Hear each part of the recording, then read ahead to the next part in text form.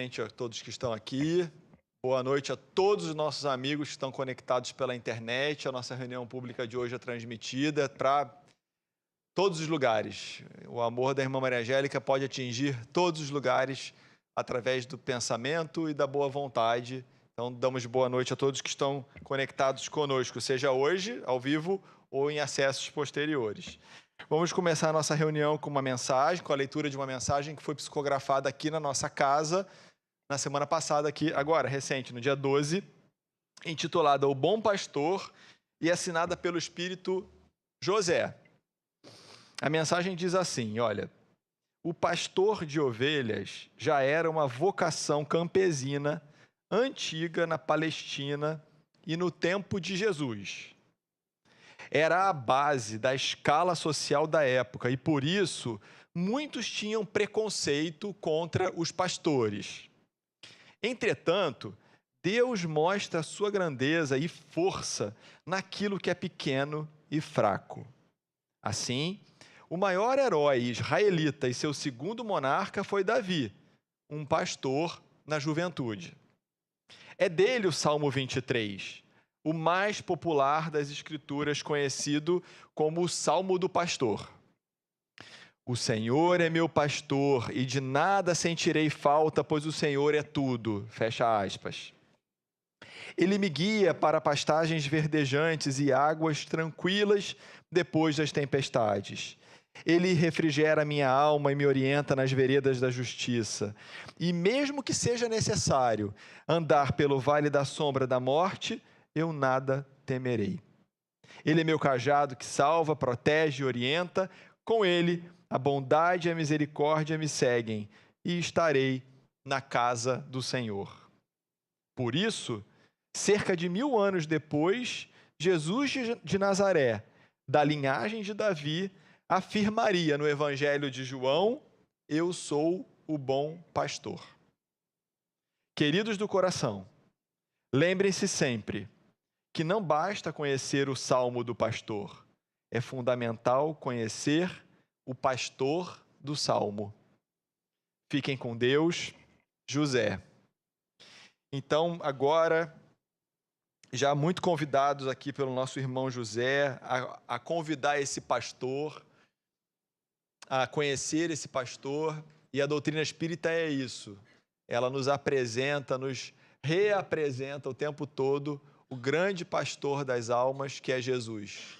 Ela tem esse papel de ser o cristianismo redivivo, e por isso a gente está aqui hoje para ouvir de Jesus, ouvir da doutrina, e assim, reunidos em pensamento, vamos orar a Deus nas alturas, ao querido Mestre Jesus, à boa irmã Maria Angélica, que estejamos todos nós aqui, todos nós, onde quer que estejamos conectados a essa casa, através da internet também, muito ligados aos nossos mentores espirituais, aos nossos guias protetores, que torcem tanto pelo nosso sim, torcem tanto para que nós queiramos aceitar e praticar essa doutrina tão consoladora.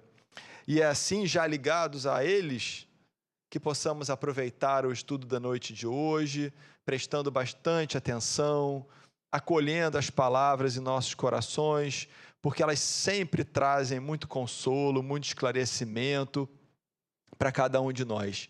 Que a equipe maravilhosa dessa casa envolva muito nosso amigo Marco Aurélio, para que ele traga aquilo que estamos tanto precisando na noite de hoje. Que assim seja, graças a Deus.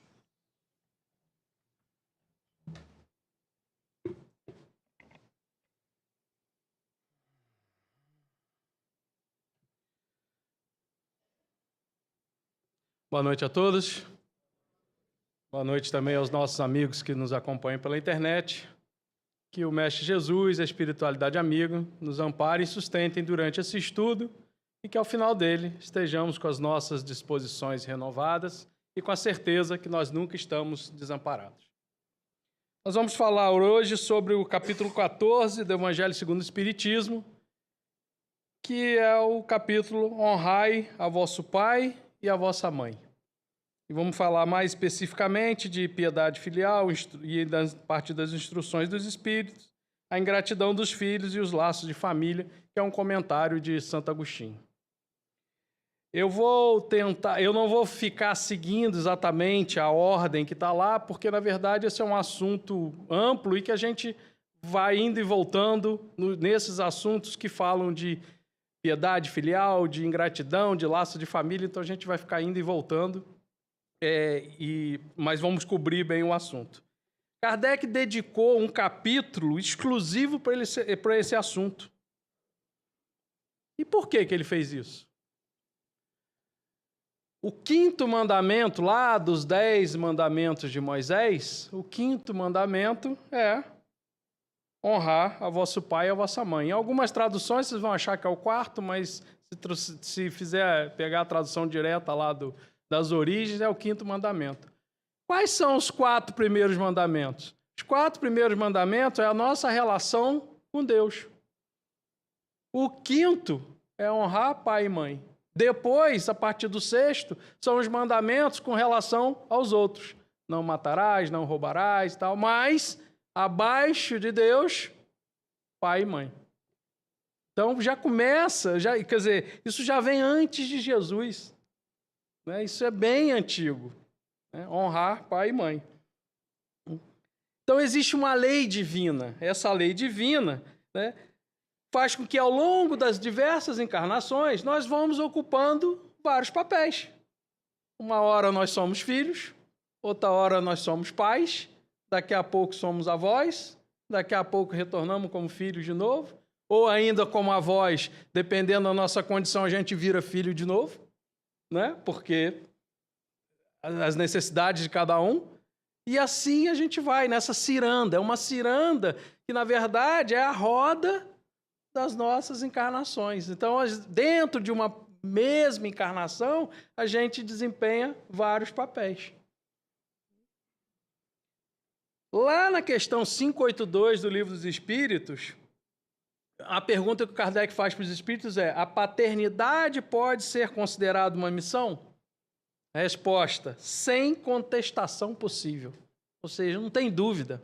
Paternidade, maternidade, paternidade aqui, leia-se pais, né? Pais, mães. Porque daqui a pouco vai começar, você só falou de pais. Você falou, não, falando pais do modo geral. Tá? Pai, mãe, tchan, avóin, tanto faz. É quem faz o papel, né? E aí ele fala, sem contestação. Além disso, é um dever pela responsabilidade quanto ao futuro daqueles que são colocados aos nossos cuidados. E aí ele fala, Deus põe a criança sob a tutela dos pais para que esses a dirijam no caminho do bem. E lhe facilitou a tarefa, dando à criança uma organização débil e delicada, que torna acessível a todas as impressões. Então, assim, aquilo que a gente às vezes reclama é misericórdia divina. Vem aquele serzinho ali, pronto para ser moldado, para ser tratado, e aí a gente lembra a importância de orar em casa, de fazer o culto no lar, como o Rogério estava falando aqui, das musiquinhas, né, cantar as musiquinhas. Porque isso, gente, a gente está fazendo o quê? Plantando a semente. Uma hora isso vai dar fruto. Né? Quantos de nós aqui, quando o calo apertou, quando ficou triste, ou sei lá, quando lembrou lá, quando rezava com a mãe, ou quando rezava com a avó, ou aquelas musiquinhas da infância que nunca saíram da nossa cabeça, né? E que aquilo, de alguma maneira, nos conforta. Esse é o papel, né, dos pais, de estarem ali, né, aproveitando esse momento que é esse momento plástico que o cérebro de uma criança tem. E aí vem a pergunta de Kardec, qual é a utilidade da infância? Aí, de novo, período mais suscetível às impressões, para que os incumbidos de educá-lo possam agir. Né? E nossa infância, ela é a mais longa, no reino animal, ela é a mais longa. E isso é proposital. É para dar tempo que as coisas aconteçam. O nosso cérebro só completa a formação dele totalmente entre 18 e 21 anos. Até 18 e 21 anos, o nosso cérebro está se formando, está se completando. E a nossa infância, ali até os 7 anos, a partir dos 7 anos é que começam a aflorar o quê? A bagagenzinha que a gente trouxe, né? E aí, de novo, a gente vê misericórdia divina. Todo bebê, todo mundo acha o bebê fofinho, bonitinho, quer abraçar, cheirosinho, né? Aquela coisinha. Mas se a gente soubesse o espírito que vem ali, será que seria assim? Né? Mas isso é proposital. Né? Tem outra pergunta que fala assim, por que o choro, né? Eu tinha colocado aqui, mas não importa, mas aí fala, por que o choro é a primeira manifestação da criança? Para chamar a atenção da mãe, né? Para poder ela cuidar. Porque se a gente pegar um cachorrinho, um pintinho, um patinho, soltar, ele sobrevive, não sobrevive? Ele acaba sobrevivendo. E o bebê, sobrevive? Se a gente soltar o bebê, ele sobrevive? Não. Nós somos gregários, nós precisamos um dos outros para viver, para conviver. Isso faz parte desse aprendizado. Né? Se o bebê não chorasse, quem é que ia se preocupar com ele? Né? E a gente bota lá secretária eletrônica, bota tudo para ficar vigiando, né? E aí o bichinho faz... Não pode nem dar um gemido que a gente está ali. Isso faz parte desse processo. Né? Isso no primeiro, né? No segundo já faz... No terceiro... Aí vai você lá. Né? Mas é bem isso. E a família, gente, longe de ser alguma coisa perfeita, né? É a nossa escola evolutiva. Né? É ali que a gente vai burilar as arestas. Só que a gente botou na cabeça, seja por fuga, por convenção, por desejo, seja por romancear, a gente botou na cabeça a família doriana, né? A família perfeita.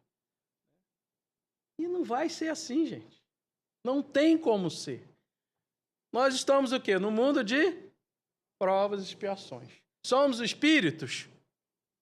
Mais ou menos. Não vamos dizer também que a gente, né? Estamos ali, estamos a caminho. Então, se fosse uma família perfeita, nós já seríamos o quê? Espíritos superiores. Nós não estamos lá ainda. Nós estamos a meio caminho, estamos andando. Então, tem coisa para ser ajustada, faz parte do processo. Né?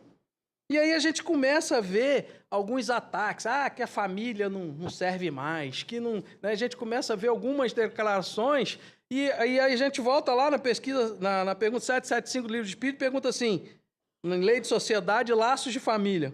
Qual seria para a sociedade o resultado do relaxamento dos laços de família? E aí os espíritos são categóricos. Um agravamento, uma exasperação do egoísmo. Então, ou seja, família é, sim, ainda a nossa melhor escola, a nossa célula. Seja ela qual for, eu não estou aqui falando, definindo que é família, pai, mas não interessa, é família. Né? Família. É ali que nós temos esses laços afetivos desenvolvidos, é questão de amor. Aí, mais para frente, a gente vai falar nisso, mas eu já sei que tem gente pensando assim, é que você não está lá em casa. Está falando de laço de amor, é que você não está lá em casa. Ainda bem que eu não estou lá, porque quem tem que ter lá é que está lá. Né? Nós estamos onde nós precisamos estar. Cada um na sua. É claro que a gente sempre olha a família do outro. Nossa, queria tanto ter uma família assim. Vai lá. Vai lá viver lá e ver se é isso mesmo. Né? Não é bem assim.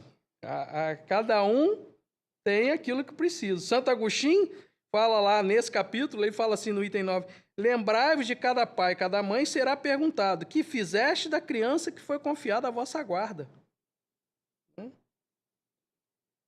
E aí vem, de novo, essas narrativas, né? Por conta de várias situações que a gente vê que efetivamente ocorrem em algumas famílias, infelizmente, alguns irmãos ainda equivocados, e a gente vê algumas atrocidades, mas faz parte desse processo evolutivo, desse processo aprendizado, nesse mundo de provas e expiações.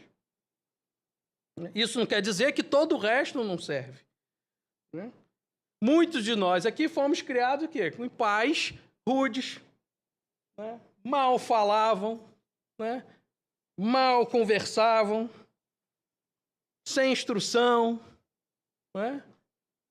Falavam, cala a boca, criança não pode falar, criança não entra em conversa de adulto, né? Criança tem hora para dormir. E nem por isso, né, a gente ganhava tudo que queria.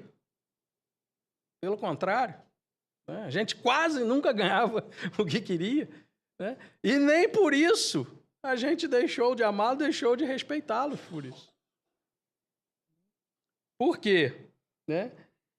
Hierarquia, né, a questão do respeito, faz parte da nossa vida. Né? Tá certo? Aquele modelo dos anos 60, da família patriarcal, né? E aí tinha aquela coisa, quando seu pai chegava, você vai ver. Né? Falava aquilo e acabou, não fazia mais nada. Ai, meu Deus, o pai vai chegar, né? Ou então, não precisava nem falar, só levantava a sobrancelha assim, né? Você já, né? Ou então falava aquela clássica, quando a gente chegar em casa, a gente conversa. Né? E aquilo era, né? Mas, de alguma forma, aquilo foi, vamos dizer assim, conduzindo a gente numa direção. Né? Com a evolução da sociedade, esse modelo foi se modificando. Também faz parte desse processo. Nós fomos tirando aquilo que não funcionava, tipo a repressão excessiva, tipo o não diálogo, mas também, ao mesmo tempo, tiramos coisas que funcionavam.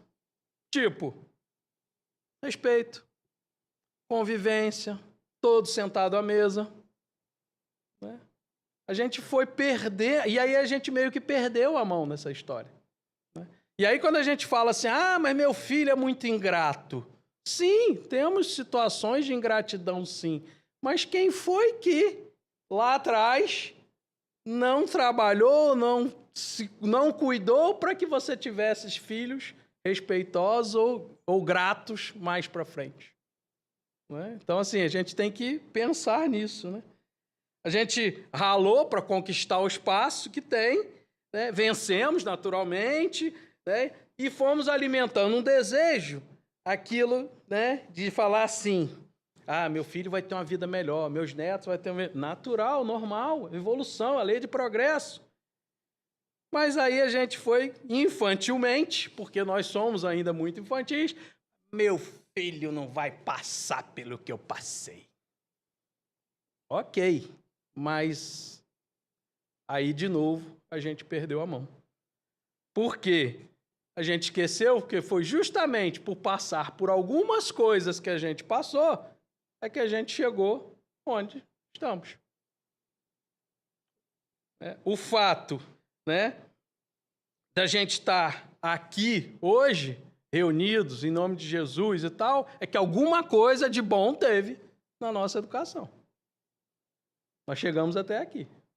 Então não pode ter sido tudo ruim. É claro que eu não estou falando aqui que todo mundo tem que passar por restrição, porque alguns de nós passamos por várias restrições. Estou falando aqui que todo mundo tem que usar roupa emprestada, porque alguns de nós aqui usamos roupa emprestada do primo que era mais velho, aí passou para o outro, vai passando para o outro, vai passando para o outro. Né? Não estou falando que todo mundo tem que passar por isso. Mas isso, de alguma maneira, mostrou para a gente o seguinte, as coisas não são tão simples e tão fáceis assim. Né? Os mantras ainda hoje valem muito ou não valem? Quais mantras que eu estou falando? Vai escovar o dente, vai escovar o dente, vai escovar o dente. Vai tomar banho, vai tomar banho, vai tomar banho, vai estudar, vai estudar. São os mantras, né? A gente fala esses mantras e vamos ter que falar sempre. Porque são espíritos de formação. Né? E você tem que, né, fazer. Tem alguns que vêm encasquetados mesmo, não vai querer tomar banho. Não vai, não adianta.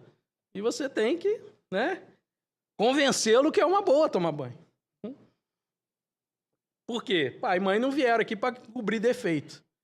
Mas também, claro, você não vai ficar expondo. Não é isso, não é expor. Mas é você trabalhar nas situações que precisam de correção, que precisa, eu diria mais, incentivo. A correção fica aquela coisa meio, não, então de incentivo para mudar, né? De ver de uma outra forma. Né? E claro, eu estava falando aqui, uns minutinhos antes de começar, eu estava falando aqui. Nós, pais, tios, avós, às vezes não sabemos trabalhar essa personalidade, essa individualidade desses espíritos. Né? Mas eu fiz tudo igual. Desculpe. Se eram 2 filhos, 3 filhos, 4 filhos, 5 filhos, você fez tudo igual, desculpe, mas não funcionou. Porque nós somos iguais? Não, nós somos individualidades. Então, cada um, você vai ter que achar o meio de potencializar o que ele tem de força, de fortalezas ali e corrigir os rumos daquilo que está meio capenga. Esse é o processo. Mas, de novo, só que aqui, gente, é bom a gente fazer um parênteses. Marcos, do jeito que você está falando, parece que todo mundo fez tudo errado. Não. A gente fez, ou a gente faz, com a melhor das nossas intenções, dentro daquilo que a gente conhece, com aquela bagagem de conhecimento que a gente traz. Mas isso não significa que a gente não possa aprender coisas novas. Que a gente não possa repensar, não possa refletir e falar, peraí, eu estou tentando desse jeito, não está funcionando. Qual outro jeito que eu posso tentar? Porque senão fica aquela coisa, todo mundo errou. Não, errar faz parte do processo. A gente só aprende porque erra. E aí você erra e não deu certo, aí você tenta de outra forma. Agora, se a gente ficar repetindo as mesmas fórmulas, tentando ter resultado diferente, já falava um grande inteligente aí de que se você fizer isso é definição de loucura. É você tentar obter resultado diferente fazendo sempre da mesma maneira.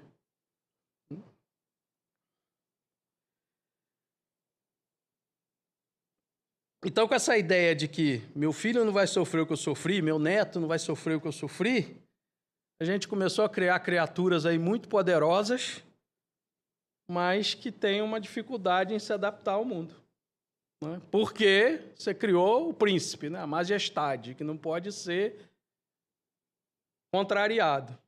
E aí isso acaba criando dificuldades na frente. E quem vai sofrer quando vê que o outro que você criou está em dificuldade? Você mesmo. O não de casa, gente, é sempre mais amoroso que o não do mundo. E vai ter não no mundo?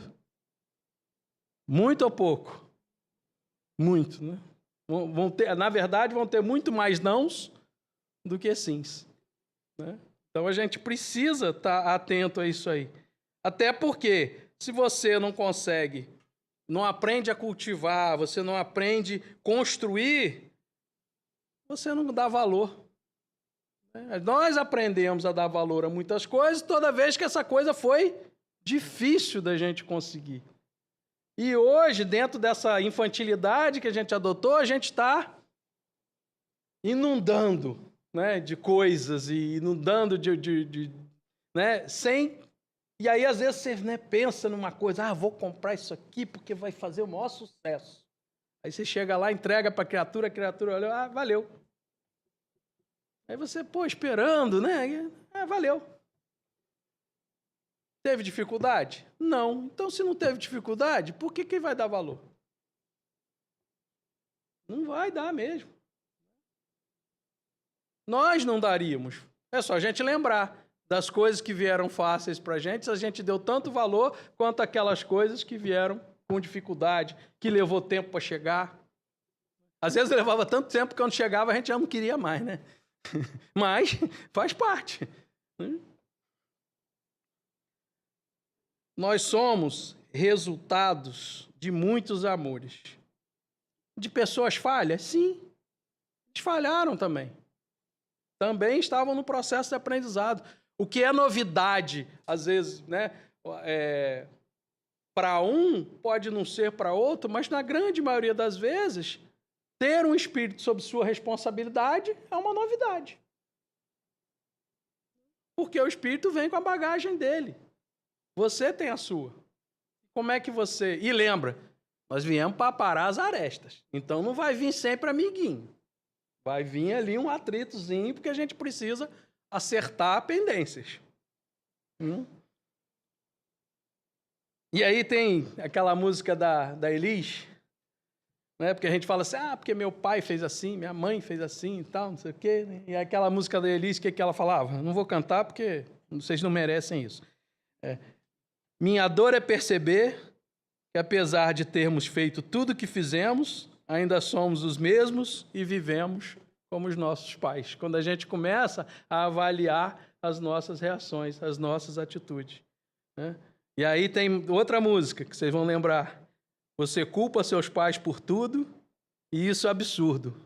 São crianças como você o que você vai ser quando você crescer.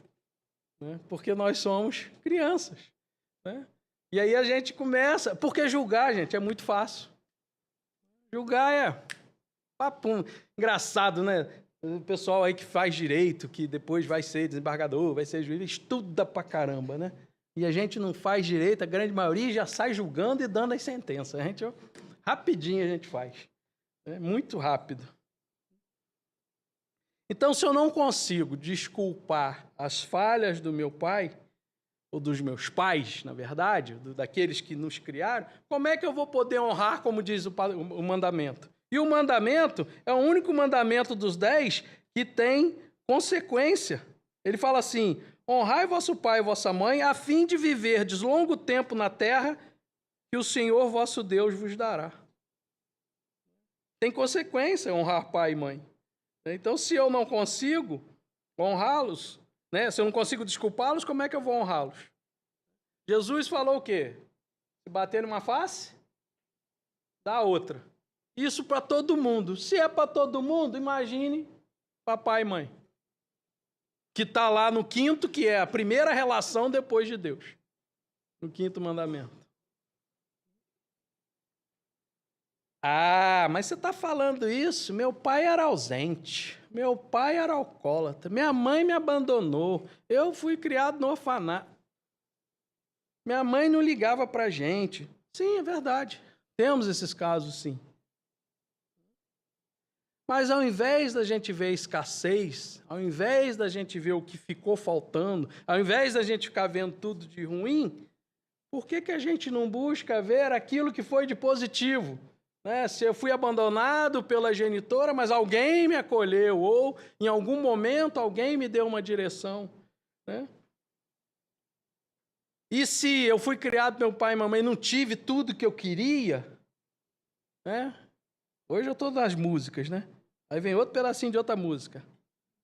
Sabe lá o que é não ter e ter que ter para dar. Imagine quantos sacrifícios foram feitos para que a gente tivesse acesso a uma escola, que a gente pudesse viajar com um amiguinho, que a gente pudesse comprar uma roupa. Né? E isso a gente não lembra. Até porque a gente era criança. Isso não era mostrado para a gente. Então, quantas privações? Então, se você consegue enxergar a bondade lá atrás, você está trazendo bondade com você. E que foi colocado, ou que foi te ensinado, ou foi exemplificado por alguém. E ainda que tenha acontecido muita coisa ruim, pode ter alguém falando assim, mas não teve jeito. Lá em casa não teve nada de bom, não achei nada de bom. Não posso duvidar disso. Se você está falando, eu vou ter que acreditar. Agora eu pergunto, cada um que está encarnado aqui, está encarnado por quê? Porque, no mínimo, 2 espíritos tiveram que se juntar, ainda que por alguns momentos que tenha sido, mas para te proporcionar um corpo para que você pudesse encarnar. Só por isso, o resto tudo, nada importa. Porque graças a esses 2 espíritos é que você teve um corpo para reencarnar. Com toda a tecnologia que nós temos, nós ainda não conseguimos reproduzir um espermatozoide e um ovócito para poder a gente gerar. Então a gente precisa ainda de 2 espíritos encarnados que se juntem para que você tenha um corpo para reencarnar. Então, na verdade, a gente ganhou aí um diamante de 1 tonelada, que é a nossa vida encarnada, e a gente está reclamando de algumas graminhas de ouro que não vieram. Então, por tudo que, mas eu não conheci meu pai, mas não importa. Foram eles que propiciaram que você hoje tivesse essa vida encarnada. Só por isso, e dentro da escala lá dos mandamentos, se é o 5º mandamento, já que os primeiros são em relação a Deus, só por isso a gente já deve honrá-los.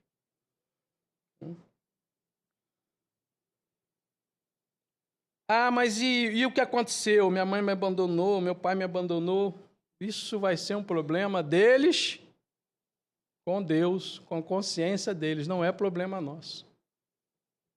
A nossa parte é honrá-los, porque nos colocaram aqui. A família, gente, é uma ideia genial de Deus, né? Não é harmonia o tempo todo, né? Mas é onde, como eu falei antes, a gente vai desenvolver essas ligações afetivas. Nós somos reunidos por afinidades, somos reunidos por afinidades, por atração, lei de atração, né? Por sintonias.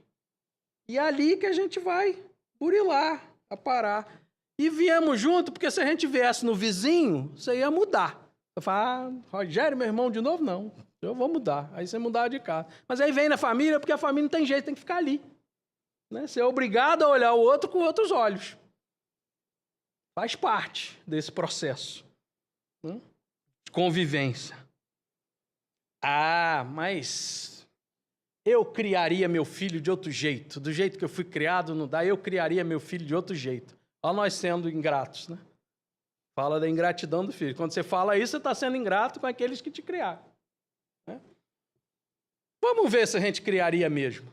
Vamos voltar aí uns, 40 anos, 50 anos, para os que são mais perto da minha idade, e voltar um pouco menos aí para os que são mais novos. Mas, vamos falar da minha época então, pronto. Tinha fralda descartável? Não, tinha que comprar o saco de açúcar, alvejar o saco de açúcar, cortar as fraldas, fazer bainha da fralda, fazia aquelas fraldinhas, lavava, passava, e depois que o bebê usava, tinha que lavar tudo e lavar e passar de novo. Né? Tinha máquina de lavar fácil? Não. Né? Tinha internet? Não. As instituições, os colégios eram cheios de psicólogos, terapeutas, assistentes sociais, tudo isso que a gente tem hoje? Não. As famílias se falavam, conversavam sobre esses assuntos que aconteciam dentro da família. Era comum isso, uma família chegar lá e se abrir totalmente. Estou com problema com meu filho e tal, não sei o quê. A sociedade fazia isso? Não. Os pais tinham que resolver, não tem manual, e tinham que resolver entre eles. Hoje nós temos todas essas facilidades, temos instituições públicas, privadas, que apoiam os pais. Vai na internet, tem lá, como é que faz isso, como é que você lida com filho TDAH, como é que você lida com filho com TOD, como é que você... Aí tem todos esses transtornos, não sei o quê. E mesmo assim, a gente ainda, né, dá as escorregadas. Aí eu pergunto, com qual condição a gente criaria o filho melhor? Né? Se a gente tivesse naquelas condições. E isso sem contar a bagagem espiritual, que a bagagem espiritual minha é uma, do meu pai é outra, da minha mãe é outra. Né? Cada um tem uma bagagem espiritual. Então, de novo, voltando àquela história do julgamento, é muito fácil a gente falar. Né? Que faria melhor. Será que faríamos mesmo? Estamos fazendo melhor com os nossos filhos e netos hoje? Com todas as condições que nós temos? Com todos esses apoios? Todos esses recursos, podemos assim dizer? Né? O Rogério falou aqui de colégio, né, dos melhores colégios. Se a gente lembrar, até pouco tempo atrás não tinha tanta variedade de colégios bons. Né? Hoje nós temos aí, né, 500 linhas, não vou dizer 500, mas temos várias linhas que a gente pode escolher qual é a linha que a gente quer educar o filho. Antigamente, não, é isso, tinha 3 opções e olha lá. Isso, claro, se você for indo para o interior, quem veio do interior, essa coisa vai ficando mais escassa ainda. Né? Que às vezes não tinha nem colégio na cidade, tinha que andar para outra cidade, para ter colégio na outra cidade.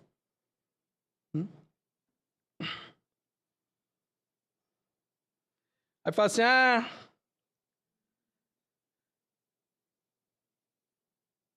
mas nasceu assim, não posso fazer nada. Como não? A nossa infância não é a maior justamente para a gente fazer alguma coisa? É ali que a gente vai, né? É misericórdia divina, permitiu aquele encontro para a gente trabalhar isso, para a gente, né? Adulto faz o quê? Sempre. Dá. E criança faz o quê? Pede. Então, se o adulto que dá e a criança que pede, mas o adulto tendo mais experiência, você vai, né, como a gente diz, o pessoal fala anterior, torear ali para ver que Qual é o melhor momento de dar, qual é o momento de negar, para que a coisa vá caminhando.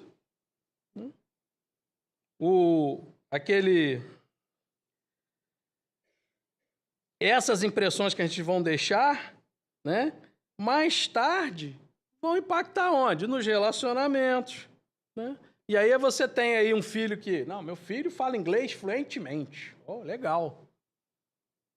Mas não respeita aquelas pessoas mais velhas. Ah, meu filho é o máximo na computação. Vai ser um top 10, top 5 de TI. Legal. Aí você fala com ele, poxa, pega um copo d'água lá. A criatura parece que você pediu para ele se matar, porque você pediu para ele pegar um copo d'água. E aí a gente precisa refletir, né? Porque isso são coisas que a gente deixou que acontecesse, né? Deixou que chegasse a esse ponto. O Cortella fala uma coisa que é muito interessante. O mundo que nós vamos deixar para os nossos filhos e netos vai depender o quê? Na verdade, dos filhos e netos que nós estamos deixando para o mundo. Simples assim. Como é que nós estamos trabalhando isso? Nós estamos criando ou trabalhando ou ensinando pessoas a serem caridosas, cooperativas, solidários, respeitosos? Nós estamos trabalhando e nos preocupando efetivamente com isso? Porque eu não sei se vocês sabem, mas lá na frente são os nossos filhos que vão cuidar da gente. Se você precisar trocar uma fralda, né? Tomara que não, mas a gente sabe que às vezes acontece, né? Se você precisar de alguém que te dê um banho na cama, e aí? Tem um estudo aí que diz que justamente esses pais que não trabalharam isso são os que são abandonados na velhice. Porque não cria aquele vínculo, aquela coisa do respeito, aquela coisa do honrar, aquela coisa do cuidar. Eu vou ter que acelerar, porque daqui a pouco eu vou ganhar uma advertência. Isso aqui eu tinha prometido que eu não ia falar, mas eu vou quebrar minha promessa. A questão da terceirização da educação. Tem muita gente de escola aqui e que não vai me deixar... Vai saber que eu não estou mentindo, mas as escolas têm recebido aí verdadeiros déspotas que chegam lá, gritam, desrespeitam os professores, e quando a escola chama para conversar sobre o comportamento do filho, os pais, de novo, desrespeitam e humilham os professores, porque no final sou eu que estou pagando. E aí, como é que você quer que depois você não tenha filhos ingratos? Você está mostrando para ele quais são os seus valores, ele está aprendendo. Lá na frente, você vai colher o que plantou. Jesus já falava, a cada um segundo as suas obras. Não poderemos reclamar. E pai e mãe, gente... Ou avó, pai e mãe aqui eu estou falando quem cuida. Lembrando o salmo que foi lido, né? Senhor é meu pastor, nada me faltará. E aí ele fala, né? Ainda que eu andasse pelo vale da sombra, não temerei algum, porque tu estás comigo. A tua vara e o teu cajado me consolam. Para que serve a vara do pastor de ovelhas? Quando a ovelha está lá saindo do rebanho, ele vai lá com a vara, dá um totozinho, ela volta. Disciplina. Disciplina faz parte. Não estou dizendo aqui que tem que dar uma caceta, não é isso. Mas uma hora, um pouquinho de disciplina não faz mal para ninguém, não. Pelo contrário. Isso vai fazer você lidar com as coisas, né? Aí tem gente dizendo, mas eu quero ser amigo do meu filho, né? Essa coisa de... não, pai e mãe tem que ser amigo, desenvolver uma relação de amizade com o filho, mas antes de tudo é o quê? Pai e mãe. Como é que você vai que... Ah, mas ele não vai me respeitar. Pelo contrário, aquilo que eu já estava falando, nós que fomos... aqueles que foram criados por um sistema mais rude deixaram de respeitar pai e mãe por causa disso? Ou o contrário, você acaba respeitando mais? Né? Aquela coisa de você, né, chegar para uma criança de 2, 3 anos, chega no restaurante e fala assim, filhinho, onde você quer sentar? Filhinho, o que você quer comer? Uma criança de 2, 3 anos tem discernimento para dizer onde ele vai sentar no restaurante, o que ele vai comer? Mas nós temos feito isso. É como se você entrasse num carro, imagina assim, você entra no Uber, né? Entra no Uber, senta do lado do motorista, aí o motorista fala assim, qual marcha que eu passo? Eu acelero ou eu freio? Eu viro para a esquerda ou viro para a direita? Na quinta pergunta que o Uber te fizer, você vai fazer o quê? Você vai descer. Como é que você vai confiar num cara que está dirigindo e o cara está te perguntando tudo? Agora, coloca a criança nessa situação. Como é que uma criança pode confiar se tudo você pergunta para ela? Você não determina, você não dá limite, você não mostra. Percebe como a gente vai distorcendo as coisas? Quando falaram, não tem que brigar, a gente achou que não briga mais, que não coloca mais limite. Não pode ter restrição, a gente achou que tem que dar tudo. A gente saiu de um extremo e foi para o outro. Os extremos, gente, nunca funcionaram. O caminho do meio sempre foi o melhor caminho. Né? Então, cabe a nossa responsabilidade. Então, às vezes, quando a gente fala assim, porque o filho não respeita o pai, não sei o quê, precisa ver quais foram os valores que foram passados para que esse filho efetivamente entendesse o que é respeitar os pais e ter gratidão pelos pais.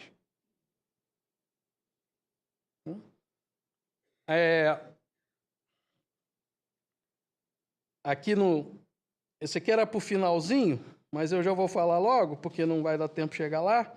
Eu vi um vídeo uma vez que eu fiquei assim, boquiaberto na internet, que era um jovem que dizia o seguinte, que ele não falava com os pais porque os pais não tinham não sei quantos mil seguidores na rede social. Então, que os pais não importavam. Que quando os pais tivessem não sei quantos mil seguidores, ele talvez voltasse a falar com os pais quando os pais fossem famosos. Absurdo, né?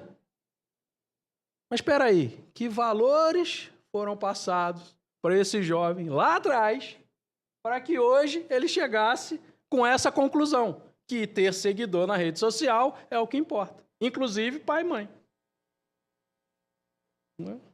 Então percebe que isso, na verdade, lembra que eu falei da ciranda? A hora a gente é filho, a hora a gente é pai, a hora a gente é avô, daqui a pouco a gente volta a ser filho de novo, mas na verdade isso é tudo junto e misturado. É uma sequência de coisas e acontecimentos que vão levando até as reações. Então, a gente colhe exatamente aquilo que planta. Porque, às vezes, a gente cai nessa de, o jovem é difícil, o jovem é isso, o jovem é aquilo. Mas faz parte também do processo do jovem, porque quando chega na adolescência, todos os hormônios estão aflorados, é a parte que o espírito está ali já com todos os questionamentos, faz parte desse processo, e nós sabemos que esse processo vai acontecer. Só que nós temos um período antes que a gente consegue manusear isso para quando chegar lá, esse período ser pelo menos mais tranquilo, ou pelo menos que a gente saiba lidar melhor. E como o tempo já foi, deixa eu ver se passa mais alguma coisa aqui.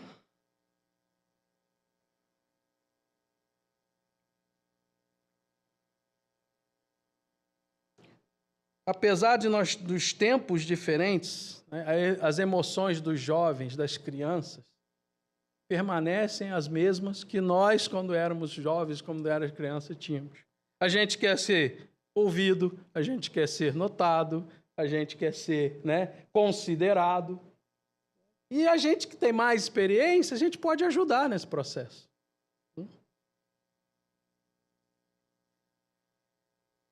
Família, gente, é onde tudo pode acontecer. Pessoas que a gente jurou jamais perdoar, hoje são as pessoas que a gente não sabe como viver sem. E pessoas que a gente muitas vezes odiou e queríamos que ficassem mudas, de tanto que falava, pois a gente não aguentava mais ouvir a voz, de tanto que cobrava, de tanto que importunava, de tanto que perturbava. No dia que essa voz se calou, o que a gente mais queria era ouvir essa voz de novo. Então, por pior que possa parecer, no fim, é para onde a gente volta. Então, que a gente possa sempre honrar os nossos pais, as nossas mães, as nossas avós, as nossas tias, aqueles que não só nos deram a vida, o corpo de carne, mas aqueles também que nos trouxeram até aqui e nos propiciaram essa encarnação maravilhosa, essa possibilidade de avanço. Muita paz a todos, muito obrigado. E como eu sempre encerro meus estudos, tudo passa, exceto Deus, e Deus é o suficiente. Boa noite.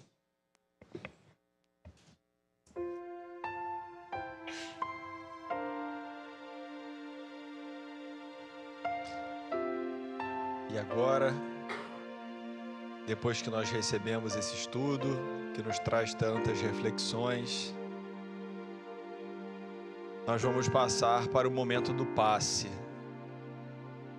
E para isso nós vamos pedir aos médiuns que se coloquem. E enquanto isso, vamos todos nós nos colocando ainda mais receptivos para esse trabalho de parceria entre o mundo espiritual, os espíritos benfeitores e os médiuns da casa da Irmã Maria Angélica. Que todos nós possamos nos confiar a Jesus, entregando a Ele todas as nossas necessidades, sejam elas físicas, espirituais, emocionais, para que durante o passe nós nos sintamos profundamente tocados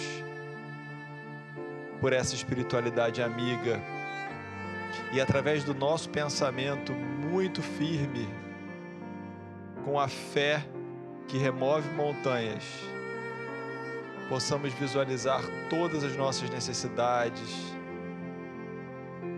e receber essa ajuda que tanto estamos carecendo do alto.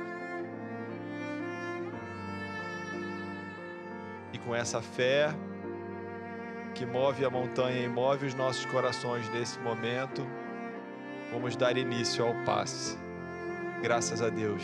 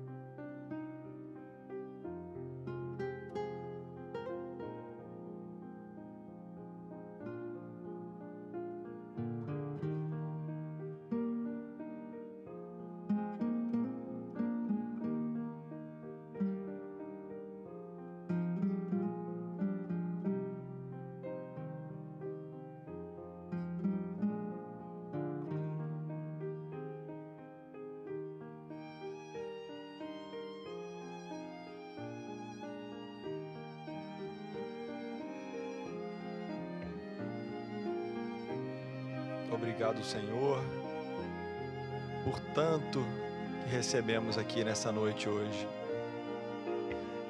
Pelas palavras que nos confortaram, nos estimularam a avançar ainda mais, pelas bênçãos, os fluidos que como gotas celestes de orvalho vêm balsamizar as chagas da nossa alma. Fortalece-nos, Senhor, a nossa fé, a nossa coragem. Dá-nos bom ânimo, como nosso bom pastor. Conduze-nos às veredas do bem. Desejamos seguir-te, tuas palavras, teus passos, teus exemplos. Que tenhamos força para continuar levantando a cada queda que se nos apresenta, pelas fragilidades que ainda temos. Mas ao teu lado sabemos que esse reerguimento é mais rápido, é mais suave, é mais sereno, porque tu és o nosso pastor e com isso nada há de nos faltar. Rogamos também, Senhor, a todos aqueles queridos do nosso coração que não estão presentes, mas que estão firmes em nossa tela mental, que eles também recebam a tua visita, o teu abraço. Que todos aqueles nossos irmãos em situação de rua, nos hospitais, nas penitenciárias, aqueles dos nossos irmãos mais infelizes em situação após o suicídio, que Maria de Nazaré os resgate a todos em seu amor tão infinito a essa legião de sofredores. E por fim, pedimos sempre a direção material desta casa, desse grande ponto de luz que se faz presente por um trabalho tão incansável de um grupo aguerrido de servidores de Jesus, que possa sempre estar muito amparado e intuído na condução dessa missão grandiosa de levar a doutrina espírita, o Consolador prometido, para tantos corações há tantos anos, e através do conhecimento, a transformação moral tão urgente para a transformação do nosso planeta. E dessa forma, pedimos a permissão para encerrarmos a reunião da noite de hoje. Sigam todos em paz, graças a Deus.